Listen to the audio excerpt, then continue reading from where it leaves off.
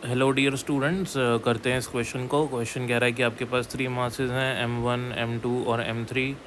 M1 2 kg मास है, M2 4 kg मास है और M3 6 kg मास है। ये तीनों एक इक्विलेटरल ट्राइंगल जिसकी साइड 1 मीटर 1 मीटर 1 मीटर है उसकी वर्टिसेस पे रखे हुए हैं। ठीक है, इस सिस्टम का आपको सेंटर ऑफ मास फाइंड करना है।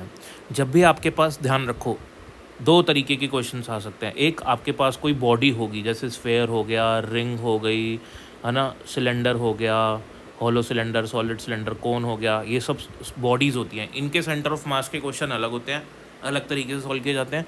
और एक छोटे छोटे पार्टिकल्स, जैसे इसका मास 2 kg है, कहीं पे रखा हुआ है इसका 3 kg, ऐसे ही अलग अलग पार्टिकल्स होंगे कहीं, उनका सेंटर ऑफ मास फाइंड करना है। तो उनका सेंटर ऑफ मास फाइंड करने के लिए आपको ये वाला फॉर्मूला यूज़ करना है हमेशा, m1x1 m2x2 m+ m3x3 upon m1 + m2 + m3।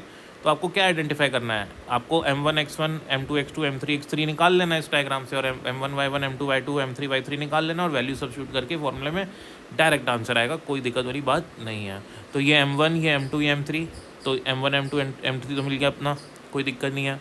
अब ये कहाँ पे रखा हुआ है? 0 0 पे, तो ये x1 y1 हो गया। ये कहाँ पे रखा हुआ है? देखो ये 1 मीटर है ना, और y कोऑर्डिनेट इसका 0 है, तो x2 y2 ये अपने पास आ गया 1,0। और ये कहाँ पे रखा हुआ है? देखो ये x एक्सिस से कितना दूर है? x एक्सिस से 1/2 दूर है, और y एक्सिस से कितना ऊपर है? इक्विलेटरल ट्राइंगल की जो इस साइड होती है √3/2 होती है इसकी हाइट। ठीक है, तो ये x3 y3 हो जाएगा 1/2 और √3/2। अब आपके पास सारा डेटा आ गया, m1 y1 m2 y2 m3 y3 और x1 x2 x3 सारा डेटा आ गया। वैल्यू सब्स्टिट्यूट करेंगे और डायरेक्ट आंसर अपने पास आ जाएगा। Thank you.